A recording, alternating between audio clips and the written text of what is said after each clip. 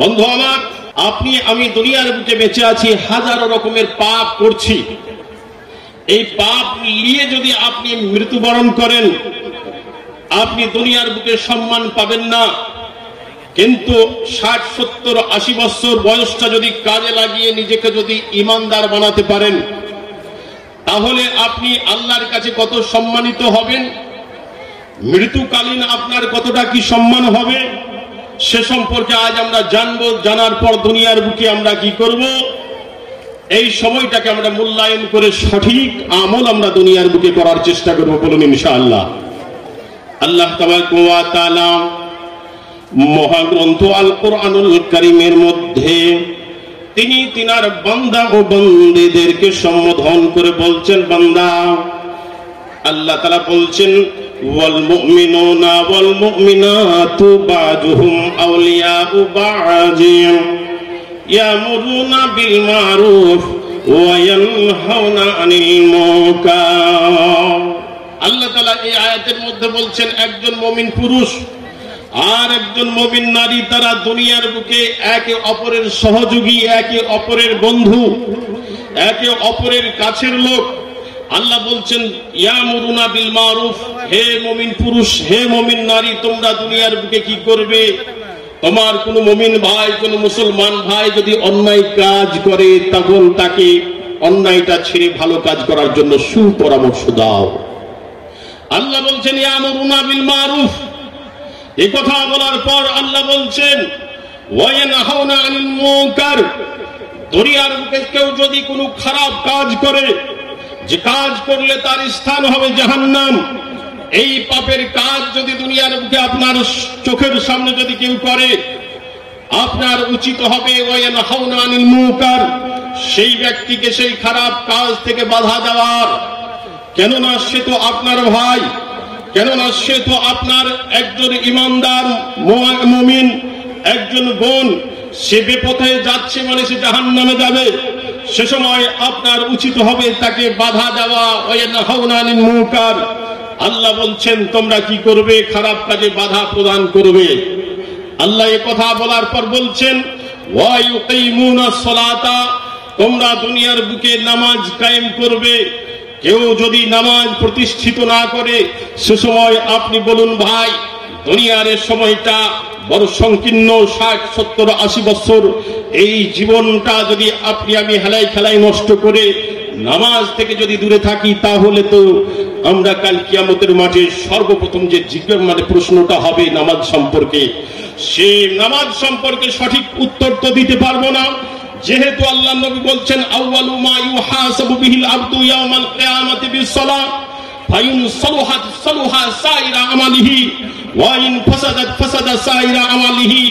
আল্লাহর নবী বলছেন, হে আমার উম্মতিরা, তোমরা শুনে নাও, কাল কিয়ামতের মাঠে সর্বপ্রথম আল্লাহ তাআলা যে প্রশ্নটা করবেন, বান্দা বান্দির কাছে হিসাব চাইবেন, সে হিসাবটা হবে নামাজ সম্পর্কে।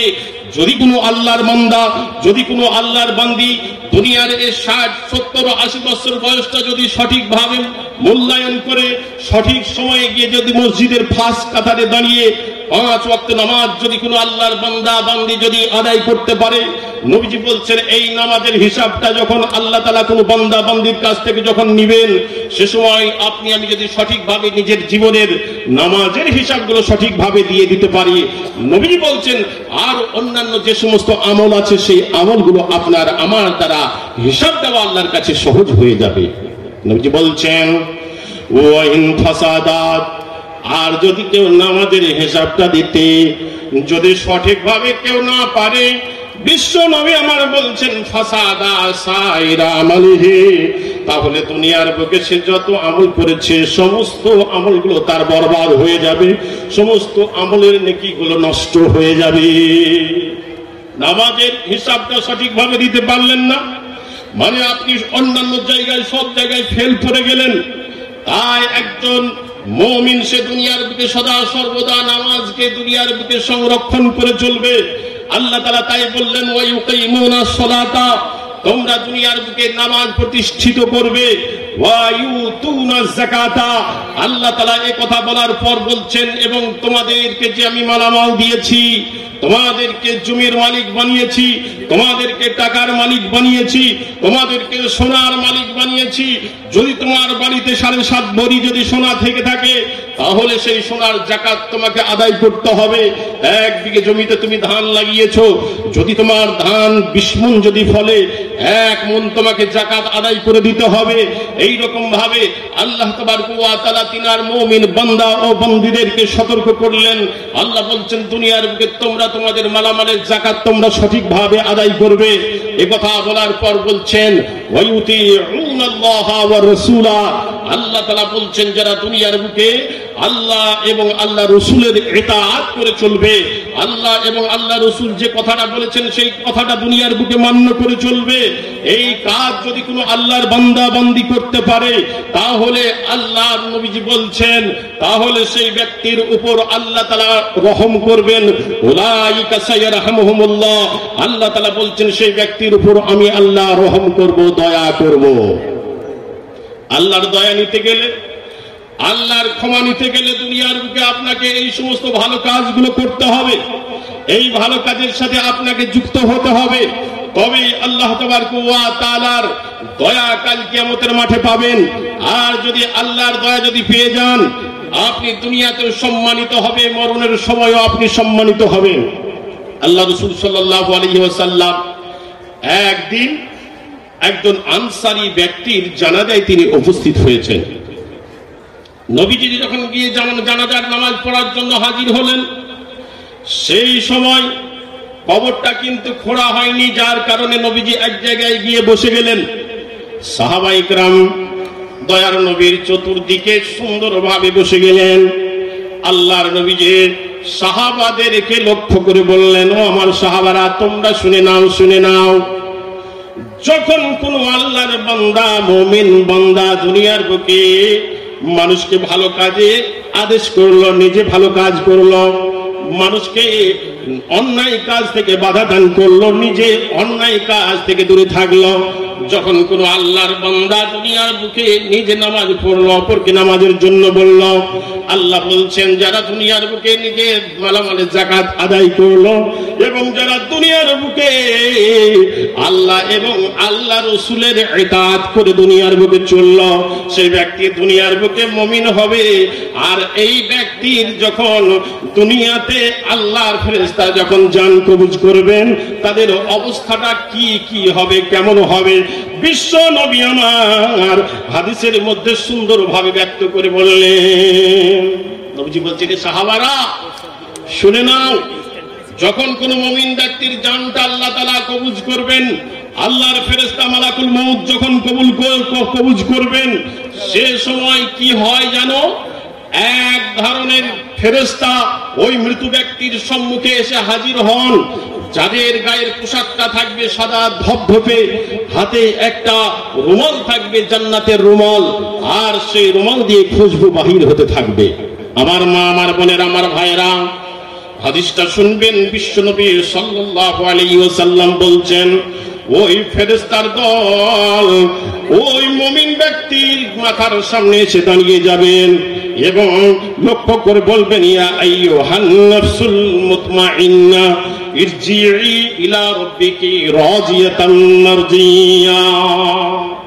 আল্লাহ রাব্বুল আলামিনের ওই ফেরেশতারা বলবেন, ও পবিত্র আত্মা, তুমি দুনিয়ার বুকে নামাজ পড়েছো, রোজা করেছো, যাকাত দিয়েছো, দান ধ্যান করেছো, তোমার এই কাজে আল্লাহ তাআলা রাজি হয়ে গিয়েছেন, অতএব তুমি আল্লাহর ডাকে আল্লাহর সাথে সাক্ষাৎ করার জন্য তুমি বেরিয়ে এসো। বন্ধু আমার, আল্লাহর নবীজি বলছেন সেই সময় ওই ইমানদার ব্যক্তির জানটা ওই রকম আসানের সহিত কবজ হয়ে যাবে। আল্লাহর নবীজি বলছেন যেমন একটা ভরা কলসিতে এক ভরা পানি যদি থাকে, আর আপনি যদি ওই ভরার কানাটা যদি ধরে একটু যদি কাজ করেন, কুলকুল কুলকুল করে পানি বেরিয়ে আসবে।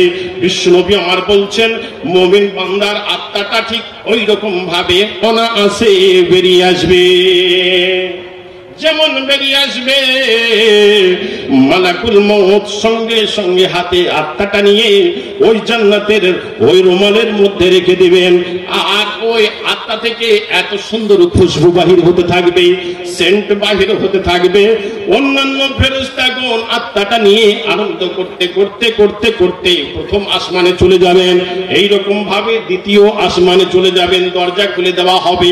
এই রকম ভাবে সপ্তম আসমানে যখন পৌঁছে যাবেন, আল্লাহ রাসূল সাল্লাল্লাহু আলাইহি সাল্লাম বলছেন, এমন সময় একটা গায়েবী আওয়াজ আসবে এবং সেই আওয়াজে বলবেন, ও আমার ফেরেশতারা, শুনে নাও শুনে নাও, তোমরা এই বান্দার এই আমলনামাটা ইল্লিনে রেখে দাও, ইল্লিনে রেখে দাও, এর ঠিকানাটা তোমরা ইল্লিনে বানিয়ে দাও। বন্ধু আমার, যখন তার ঠিকানাটা ইল্লিনে লিখে দেওয়া হবে, ওই আত্মাটা নিয়ে আবার ফেরেশতারা সসম্মানে কবরের মধ্যে চলে আসবেন এবং ওই মুমিন ব্যক্তির দেহের মধ্যে আত্মাটা ভরে দিয়ে বলবেন, মান রব্বুকা, তোমার রব কে ছিল তুমি বলো। বলবেন, রব্বি আল্লাহ, আমার রব ছিল আল্লাহ। মান দীনুকা, জিজ্ঞাসা করা হবে তোমার দিন কে ছিল।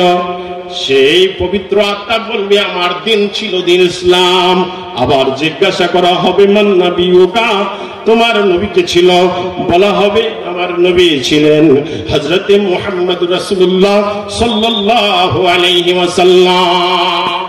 আমার মা, আমার বোনেরা, আমার ভাইয়েরা, এই উত্তর যখন দিয়ে দিবেন, আল্লাহর নবীজি বলছেন, সেই সময় ওই ব্যক্তির সম্বন্ধে আল্লাহ তাআলা বলবেন, ও আমার ফেরেশতারা, এই ব্যক্তির কবরের দিকে একটা জান্নাতের দরজা খুলে দাও, যার কারণে ওই ঈমানদার ব্যক্তির কবরের মধ্যে জান্নাতের হাওয়া বাতাস সমস্ত আরাম আয়েশ পৌঁছাইতে থাকবে, যার কারণে সে ঘুম যাবে। নবীজি বলছেন, নাউমাতিল উরুশি, সেই ব্যক্তি ঘুম যাবে ওই রকম ভাবে ঘুম যাবে যেরকম ভাবে বাসর রাত্রিতে দুলহা এবং দুলহানি দুজনে থাকার পর তারা সুন্দরভাবে ঘুমিয়ে যায়, কেউ তাদের ডিস্টার্ব করে না, কেউ তাদের বিরক্ত করে না। আল্লাহ নবীজি বলছেন, ঠিক ওই রকম ভাবে ওই মুমিন ব্যক্তি কবরের মধ্যে ঘুমিয়ে যাবে। আল্লাহ নবী বলছেন, কিন্তু যদি সেই ব্যক্তি দুনিয়ার বুকে নিজেকে বদকার বানিয়ে ফেলে, গুনাহগার বানিয়ে ফেলে, পাপী বানিয়ে ফেলে, আল্লাহ তাআলা এমন ব্যক্তির জন্য বলছেন, ইন্নাল্লাযীনা কাযযাবু বিআয়াতিনা ওয়াস্তাকবারু আনহা লা তুফাত্তালাহু আবওয়াবুস সামাই ওয়া লা ইয়াদখুলুনাল জান্নাহ হাত্তা ইয়ালিজাল জামালু ফি সান্নিল খিয়াত ওয়া কাযালিকা নাজজিল মুজরিমিন। আমার মা ও আমার বোনেরা, আমার ভাইয়েরা, শুনিলেন, বিশ্বনবী আমার হাদিসের মধ্যে বলছেন, যদি কোন ব্যক্তি দুনিয়ার বুকে গুনাহ করে, মদ খায়, সুদ খায়, যত রকমের গুনাহ আছে, সমস্ত গুনাহগুলো যদি কোনো আল্লাহর গুনাহগার বান্দা যদি করে যায়, আল্লাহর নবী বলছেন, ওই সময় ওই ব্যক্তির জানটা কেমন কষ্টের সহিত ফেরেশতা মালাকুল মউত বাহির করেন। আল্লাহর নবী বলছেন, যদি কোনো একটা কাঁটা, বাবলার কাঁটার একটা ডাল যদি পানিতে ফেলে দেওয়া হয়, যে জায়গায় একটা তুলা রয়েছে, আর দেখবেন বাবলার কাঁটার ওই ডালটা যখন তুলাতে যখন ফেলে দিবেন, এমন ভাবে লেগে যাবে যা ছাড়ানো মুশকিল। বিশ্বনবী আমার বলছেন, একজন গুনাহগার বান্দার জানটা ঠিক সেই রকম ভাবে বাহির করতে থাকবে, টেনে ছিঁচড়ে বাহির করতে থাকবে। আল্লাহ নবী বলছেন, তাই নবী বলছেন, ইজা উজিয়াতিল জানাজাতু ফাহমালাহার রিজালু আলা আনাকিহিম ইন কানাত সলিহাতান ক্বালাত কদ্দিমুনি ওয়া ইন কানাত গায়রা সলিহাতিন ক্বালাত ইয়া ওয়াইলাহা আইনা তাযহাবুনা বিহা ইয়াসমাউ সাওতাহা কুল্লু শাইইন ইল্লাল ইনসান ওয়ালাউ সামিআহাল ইনসানু লা সাইকা। আল্লাহ নবী বলছেন, যখন দুনিয়ার বুকে কোন ইমানদার ব্যক্তির জান কবজ করা হয়, তখন সেই ব্যক্তি বলে আমাকে তাড়াতাড়ি আমার কবরে রেখে এসো। কিন্তু যদি গুনাহগার হয়ে যায়, সেই গুনাহগার কিন্তু কবরে যেতে চায় না, তার জানটাও আসানের সহিত বাহির হয় না। সে কবরের আযাব, এই কবরের ভিতরে আমি যদি যাই তাহলে ফেরেশতাদের হাতুড়ির বাড়ি আমাকে খেতে হবে, যার কারণে সে বলবে, নিজের আত্মীয় স্বজনকে বলতে থাকবে, ইয়া ওয়াইলাহা ইয়া ওয়াইলাহা আইনা তাযহাবুনা বিহা, আফসোস, তোমরা কোথায় আমাকে নিয়ে যাও, তোমরা কোথায় আমাকে রাখতে যাও। বিশ্বনবী আমার বলছেন, ইয়াসমাউ সাউতাহা কুল্লা শাইইন ইল্লাল ইনসান, পৃথিবীর বুকে যত জীব জানোয়ার আছে, সমস্ত জীব জানোয়ার ওই কাফের গুনাহগার ব্যক্তির করুণ আর্তনাদ শুনতে পায়। নবী বলছেন ইল্লাল ইনসান, শুধুমাত্র মানুষ শুনতে পায় না। ওয়ালাউ সামিআল ইনসানু লা সাইকা, বিশ্বনবী আমার বলছেন যদি মানুষ শুনতে পেত, ওই গুনাহগার ওই পাপী ব্যক্তির করুণ আর্তনাদ যদি শুনতে পেত, তাহলে দুনিয়ার বুকে মানুষ আর সংসার করত না। কবরের আযাব এত কঠিন, সইতে আমি পারিব না।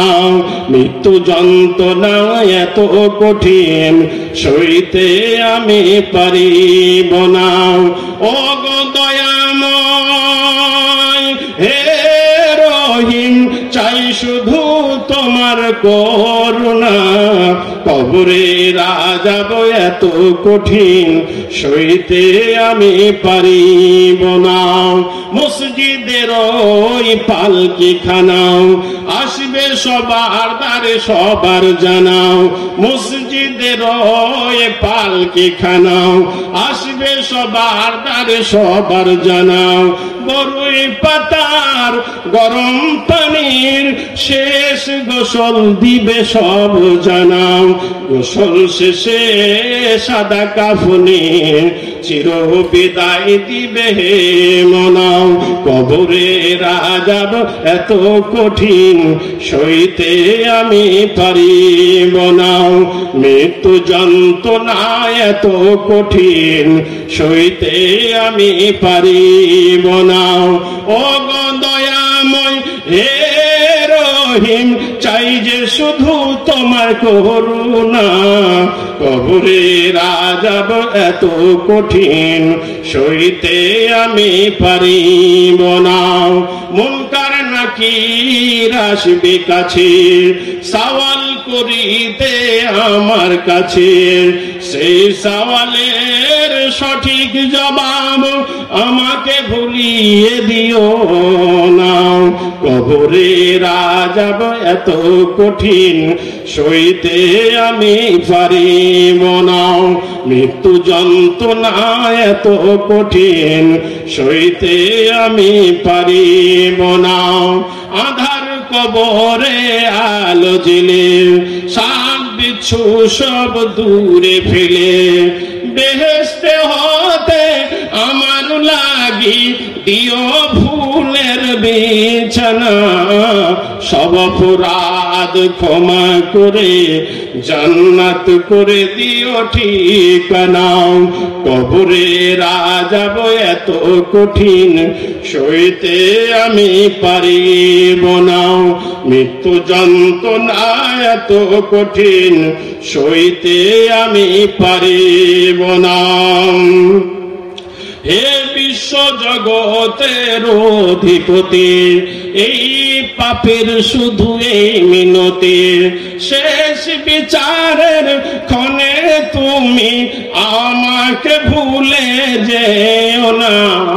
সব অপরাধ ক্ষমা করে জান্নাত করে দিও ঠিকানা। কবরের আযাব এত কঠিন, সইতে আমি পারিব না। ও গো দয়াময় হে রহিম, চাই যে শুধু তোমার করুণা। কবরের আযাব এত কঠিন, সইতে আমি পারিব না। আমার মা, আমার বোন বলেন আমার ভাইরা, আল্লাহর নবীজি বলছেন ইজা উজিয়াতিল জানাজাতু ফাহতামালাহার রিজালু আলা আনাকিহিম ইন কানাত সলিহাতান ক্বালাত কদ্দিমুনি কদ্দিমুনি ওয়া ইন কানাত গায়রা সলিহাতিন ক্বালাত ইয়া ওয়াইলাহা আইনা তাযহাবুনা বিহা। একজন বেঈমান সে কিন্তু কবরের মধ্যে যেতে চাইবে না। সে জানে যে দুনিয়ার বুকে যে কাজগুলো আমি করেছি, অহংকার করেছি, নিজের মাল আল্লাহ রাস্তায় খরচ করিনি, অতএব এই মাল আমি আমার জন্য কাল হয়ে দাঁড়াবে, কবরের মধ্যে সাপ হয়ে দাঁড়াবে, কবরের মধ্যে আযাবের কারণ হয়ে আমার এই মাল দাঁড়াবে। এই জন্য একজন বেঈমান, একজন কৃপণ ব্যক্তি কবরে কখনো যেতে চাইবে না। বন্ধু আমার, তাই দুনিয়ার বুকে আপনি আমি বেঁচে আছি, বেঁচে থাকতে থাকতে থাকতে কোন সময় মরণের ডাক চলে আসবে আপনি আমি জানি ভাই? কেউ আমরা জানি না। আল্লাহ তাআলা বলছেন ওয়ালি কুল্লি উম্মাতিন আজাল ফাইজা জাআ আজালুহুম লা ইস্তাখিরুনা সাআতাও ওয়া লা ইস্তাকদিমুন। মহান আল্লাহ তাআলা বলছেন যে আমি প্রত্যেককে একটা নির্ধারিত সময় দিয়েছি। এই নির্ধারিত সময় যখন আপনার আমার যখন শেষ হয়ে যাবে, দুনিয়ার আপনার হাজারো জমি থাক, জায়গা থাক, 20 লাখ টাকার, লক্ষ কোটি টাকার মালিক আপনি হন না কেন, সব আপনাকে আমাকে ছেড়ে চলে যেতে হবে। দুনিয়ার বুকে আপনার মালের মহব্বত, দুনিয়ার বুকে আপনার টাকার মহব্বত, দুনিয়ার বুকে আপনার সন্তানের মহব্বত, দুনিয়ার বুকে আপনার বিবির মহব্বত আপনাকে বাঁচিয়ে রাখতে পারবে না। তাই আল্লাহ তাআলা মহাগ্রন্থ আল কোরআনুল কারীমের মধ্যে ঈমানদার বান্দা বান্দীদেরকে আল্লাহ তাআলা সম্বোধন করে বলছেন ইয়া আইয়ুহাল্লাযীনা আমানু লা তুলহিকুম আমওয়ালুকুম ওয়ালা আওলাদুকুম আন যিকরিল্লাহ ওয়া মান ইয়াফআল যালিকা ফাউলাইকা হুমুল খাসিরুন।